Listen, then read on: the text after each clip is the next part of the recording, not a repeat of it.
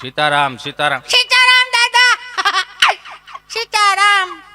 શું કરશો? હું રામું છું દાદા. હારું હારું, રેમ રેમ. દીદી ક્યાં ગઈ? દીદી બપોરે બાજુ વળાને ગોળણી થઈ હતી ને તો અત્યારે હાનનું વધ્યું પાછું ખાવા ગઈશ. હારું હારું, લે મારો દીકરો. તાર પપ્પો આવ્યો? નહીં હજી નથી આવ્યો. એને ઓફિસ 6 વાગે બંધ થઈ જાય તો કેમ 8:30 વાગે આવે? આ 1.5 કલાક વચમાં ક્યાં ક્યાં ગાળા છે જ નથી ખબર પડતી. હારું હારું, હાલો. તાર મમ્મી શું કરે છે? માર મમ્મી રસોઈ બનાવે છે. રસોઈમાં શું બનાવે છે?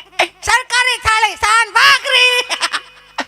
સાન ભાખરો જ ખાઓ, ત્રીજી પેઢી કહ વગરની થવાની છે. તમે શું ખાધું દાદા? બાજરાનો રોટલો ને કઢી ને ખીચડી ને એવું. હે માર બા શું કરે? તારી બા બેઠી. ભાઈ જય શ્રી કૃષ્ણ કે.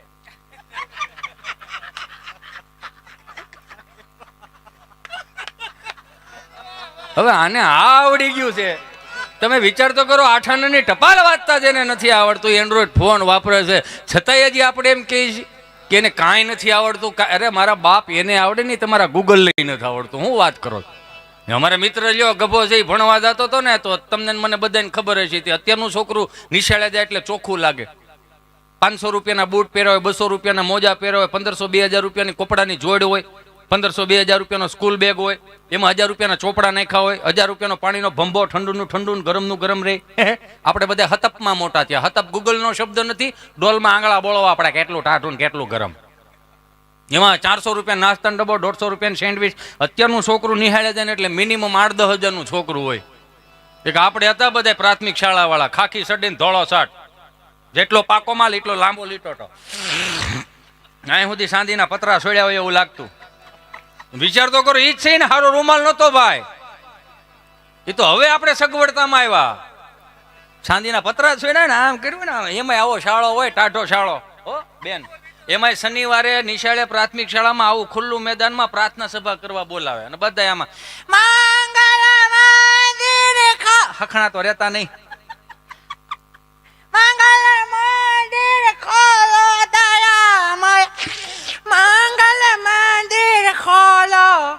મંગલ મંદિર ખોલો, મંગળ મંદિર ખોલો. એ પ્રાર્થના સભા તમને કોઈ પતી જાય, સાંસ્કૃતિક કાર્યક્રમો પતી જાય, રૂમમાં જઈ પછી જોઈ તે ખબર પડે 9:30 વાગી ગયા તો લીલું ને લીલું હોય. બોલો કેટલો પાકો માલે છે. એ તો જોવો તમે, મારો રામ ભલું કરે. આ તો હવે હારા સા લિક્વિડ આવી ગયા, નકર તો ભાઈ આ જાત નહીં. એમાં અમારો ગભો ભણવા જાય નિહાળે, લાલ પીળી લીલી સતારી ટાકેલી ઠેલીઓ આવતી, લગ્નમાં મુખવાસ ભરવા લઈ જવાની. નબળું ઘર હોય તો હાથી સાપ સિમેન્ટમાં ઠેલ્યું શીવડાવતા. ખેડૂનું ઘર હોય એની ઘેરે ઇફકો ખાતર, યુરિયા ખાતર ને ડીએપીની ખાતરની ઠેલ્યું શીવડાવતા. આવી રીતે આમ લાંબા નાકાવાળી, આમ ખંભે રહી જાય ને લાંબા નાકાવાળી. આ તમારો પુષ્પા હમણાં આવ્યું, અમે 7મા ધોરણથી આમ હાલતા હતા. ઝુકેગા નહીં, ડાયલોગ જમા થાય. જુઓ તમે, ડાયલોગ મેચ થાય. ઝુકેગા નહીં, હું કામ ઝુકી ભાઈ? ઝુકી તો ઠેલી લહરી જાય, લહરવાન થતું જ નથી એટલે આમ ઝુકેગા નહીં. આ બધું ગામડાનું છે. તમને એમ લાગે કે આ નવું લાવ્યા, નવું કાંઈ નથી, અહીંયા જ બધું પેદા થાય. એમાં અમારો મિત્ર આવી રીતે આમ ગોફણીઓ કરતો કરતો આવ્યો, આખો રૂમ ભરેલો. છેલ્લી વાત કરીને મારી વાણીને વિરામ આપું. ગોફણીઓ કરતો કરતો આખો રૂમ ભરેલો. સાહેબ બોર્ડમાં ભણાવે, માસ્તર સાહેબ, માસ્તર માં જેવું સ્તર હતું એ માસ્તર, સમજાય ને વંદન.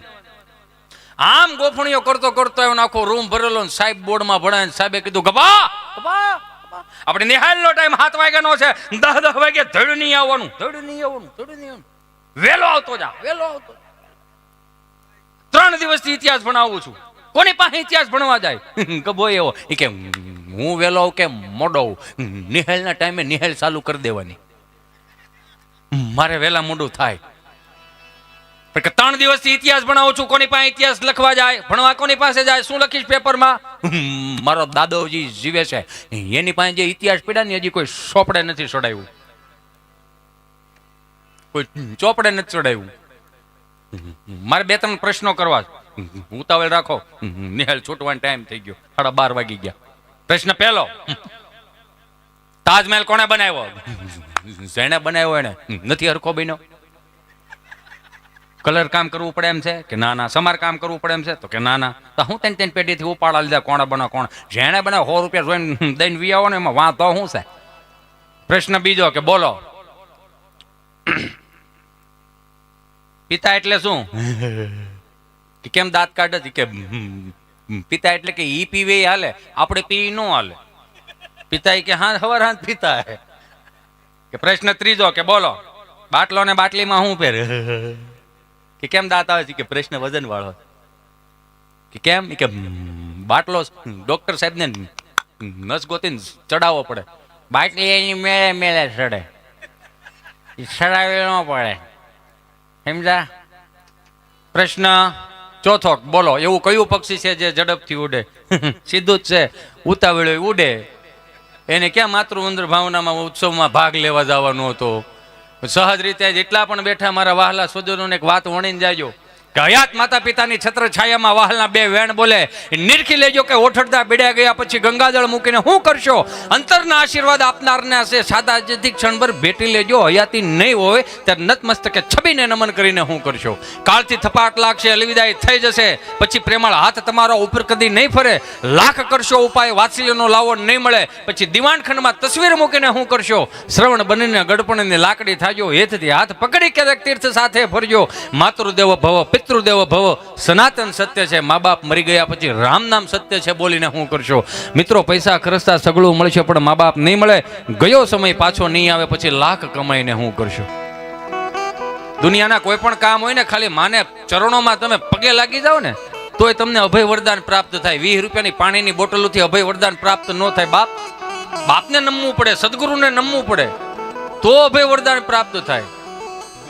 કહેવાનો મારો ભાવ, આજનો આ રૂડો કાર્યક્રમ, આજનો આ રૂડો ઉત્સવ તમામ પોલીસ કર્મીઓ, પત્રકારો, વહાલા મિત્રો, આપે જે અહીંયા નોંધ લીધી એ બદલ આપનો અહીંયા અમે સ્વર ઉપાસકો આપનો ખૂબ ખૂબ આભારી છીએ. પણ જતા જતા ખાલી એટલું કહેતો જાવ, એવું ન બને એની તૈયારી રાખજો. એવું ન બને એની તૈયારી રાખજો. જીવનમાં કંઈક બનવાની તૈયારી રાખજો. ઠેસ લાગે તો ભાન થાય ખરી, ભાનને ભેટવાની તૈયારી રાખજો. કોઈને સરનામું પૂછતી નથી મુસીબત, પાણી પેલા પાળ બાંધવાની તૈયારી રાખજો. કે ધાણીને જેમ ફટાફટ ફૂટ્યા દુનિયાના સંબંધો, આ જીવ ક્યાંક પડી કે બાંધવાની તૈયારી રાખજો. કે અજાણ્યું લાગે કદાચ તમને આ વતનમાં, અજાણ્યું લાગે કદાચ મને આ વતનમાં, ફરી આ હિતેશને મળવાની તૈયારી રાખજો. આભાર, ખૂબ ખૂબ આભાર. ધન્યવાદ, ધન્યવાદ, ધન્યવાદ.